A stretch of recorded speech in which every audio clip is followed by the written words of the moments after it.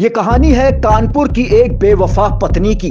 वो पत्नी जिसे अपना ही पति अब अच्छा नहीं लगता था, क्योंकि इस पत्नी को एक गैर मर्द से हो गई थी बेइंतहा मोहब्बत।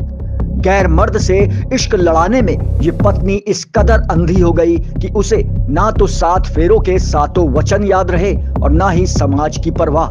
ये बेवफा पत्नी अपने नए आशिक के प्यार में इस कदर डूब चुकी थी कि उसने अपने ही पति की हत्या का प्लान बना डाला। प्रेमी के साथ पहले तो पति की हत्या करी, फिर शव को नहर में फेंक दिया। इतना ही नहीं, इस शातिर पत्नी ने थाने में पति की गुमशुदगी की रिपोर्ट भी दर्ज करा रखी थी। लेकिन जब पुलिस ने मामले की तह में जाकर जांच की तो इश्क, बेवफाई और मर्डर की ये खौफनाक कहानी सामने आ गई। ये घटना क्यों कारण क्या है? कौन सी महिला है? कौन है महिला? वो ये उसकी पत्नी। इसकी पत्नी, मृतक की पत्नी है। मृतक की पत्नी क्या बोला था? क्या नाम है जी आपका? क्या बोला था?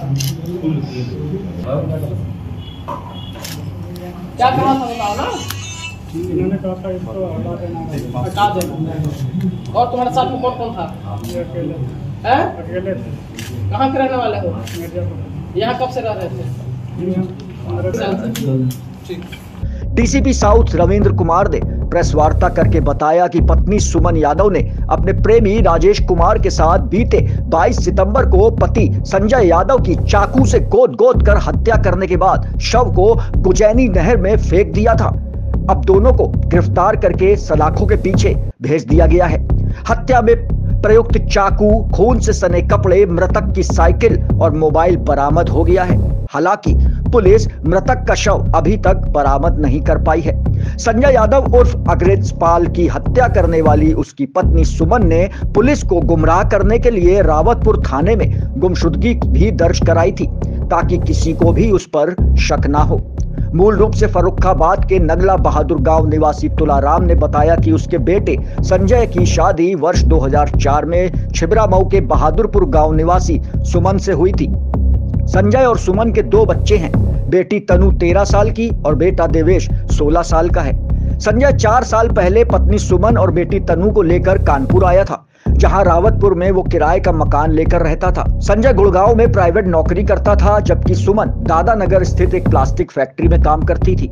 इस दौरान सुमन की मुलाकात गुजैनी मायापुरम निवासी राम उर्फ राजेश से हुई। इस दौरान दोनों के बीच में प्रेम संबंध हो गए। 2 महीने पहले ही संजय गुड़गांव से नौकरी छोड़कर शहर वापस आ गया था, जिस वजह से सुमन अपने प्रेमी से खुलकर नहीं मिल पा रही थी। इसके बाद सुमन ने प्रेमी राजेश के साथ मिलकर संजय की हत्या की साजिश रच डाली। 26 सितंबर को राजेश संजय को शराब पिलाने के बहाने अपने घर ले गया और संजय के नशे में होने के बाद उसके गले में चाकू से वार करके उसको मौत के घाट उतार दिया। थाना गुजैनी पर एक वादी हैं तुलाराम, जो मूल रूप से जनपद फर्रुखाबाद के रहने वाले हैं। उनके द्वारा थाने पे एक सूचना दी गई, जिसमें उनके द्वारा ये जिक्र किया गया कि उनके बेटे जो है उनकी हत्या उनकी बहू और बहू के जो प्रेमी हैं इनके द्वारा मिलकर प्रेम प्रसंग इनके बीच में चल रहा था, जिसके चलते अपने बहू और उसके प्रेमी ने मिलकर इनके बेटे की हत्या कर दी है। इस तहरीर के आधार पर थाना गुजैनी पे 302, 201, 120B IPC का मुकदमा पंजीकृत किया गया और हम लोगों ने इसकी जांच पड़ताल शुरू की और जांच के क्रम में इन दोनों लोगों को गिरफ्तार कर लिया गया। घटना का क्या मोटिव था, किस उद्देश्य से?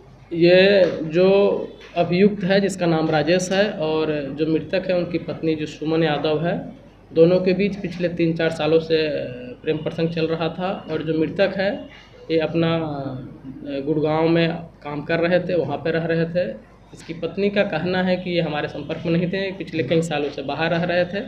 और जो ये मृतक की पत्नी और जो अभियुक्त है वो दोनों एक ही कंपनी में काम करते, तो वहीं संपर्क में आए और उनके बाद में इनके बीच में प्रेम प्रसंग डेवलप हुआ और इसकी पत्नी के द्वारा बताया गया कि इसको रास्ते से हटा दो। उसके बाद में इसने जो है इस तरह की घटना को घटित किया।